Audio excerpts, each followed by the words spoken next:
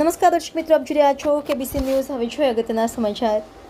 ગુજરાત રાજ્ય માર્ગ વાહન વ્યવહાર નિગમના જીએમજીની સૂચના કાયદો નહીં માનવતા દેખાડોને ઘોળીને પી જતા લાઇન ચેકિંગ સ્કોડ અધિકારી. કેબીસી ન્યૂઝ મારફત વિગતવાર સમાચાર જણાવીએ કે અમદાવાદ લાઇન ચેકિંગ સ્કોડના એટીએસ શ્રી વાઘેલા સાહેબ ફરી એક વખત માનવતાહીન વર્તન કર્યું.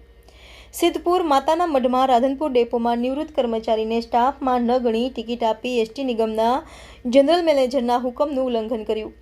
તાજેતરમાં એસટી નિગમના જીએમજીએ central line checking squad in-charge Vaghela સાહેબને સૂચના આપી હતી કે વર્તમાન કર્મચારી અથવા નિવૃત્ત કર્મચારીને કાયદો નહીં પણ માનવતાવાદી અભિગમ અપનાવો તેમ જણાવેલ.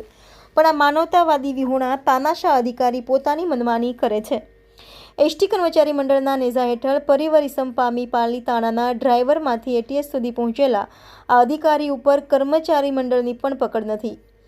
આ કામદાર સંગઠનની આગળ આવેલા અધિકારી કર્મચારી વિરુદ્ધ પ્રવૃત્તિ કરી એસટી કર્મચારી મંડળની આબરૂના ધજાગરા ઉડાડ્યા છે. એસટી કર્મચારી મંડળ અને મહામંડળની એક સમય અધિકારીઓ અને કર્મચારીઓ ઉપર સારી એવી છાપ હતી, જે દિવસે ને દિવસે ઓસરતી જાય છે અને આ પ્રવૃત્તિથી નિગમની પણ પ્રતિષ્ઠાને ઝાંખ અપાવે છે. એસટીના વર્તમાન 42,000 કર્મચારી અને નિવૃત્ત કર્મચારીઓમાં રોષ ફાટી નીકળ્યો છે. સંકલન સમિતિ તેમજ નિવૃત્ત કર્મચારી સંગઠન આ તાનાશાહ સામે અવાજ ઉઠાવશે કે શરણાગતિ સ્વીકારશે તેવું કર્મચારીઓમાં ચર્ચાઈ રહ્યું છે.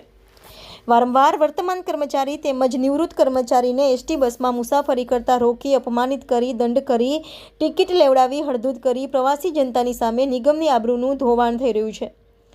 રાત દિવસ તનતોડ મહેનત કરી વિક્રમજનક મેળામાં આગળ રળી આપનાર એસટીની પ્રતિષ્ઠાને 4 ચાંદ લગાવનાર નિગમના કર્મચારીઓને પ્રોત્સાહિત કરવાને બદલે માનસિક ત્રાસ આપનાર આ અધિકારીને એની દિશા બતાવનાર કોઈ છે ખરું, એમ કર્મચારીઓ પૂછી રહ્યા છે.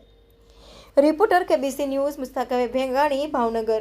દર્શક મિત્રો, કેબીસી ન્યૂઝને લાઇક, શેર, સબસ્ક્રાઇબ કરો, બેલ આઇકન પ્રેસ કરો જેથી આપને નોટિફિકેશન્સ મળતી રહે.